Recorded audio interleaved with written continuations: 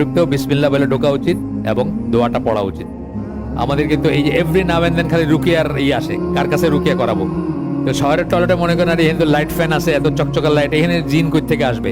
কত জায়গায় কত রাখির এই জায়গায় এই যে আপনার কি বলে আরজত পাড়া বা এই জোনটাতে একজনের বাড়িতে পাঠালাম, বিশাল বড় লোক নাকি, ওনার 5টা 6টা কাজের মেয়ে আছে, আরো তার ছেলের বউ এরকম আছে, উনি ছাড়া বাকি সবাই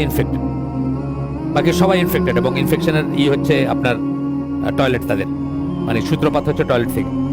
ওই ভদ্রমহিলা বয়স্ক যিনি, উনি ছাড়া বাকি সবাই। শহরের টয়লেট কোনো দরকার নাই, বুঝছেন?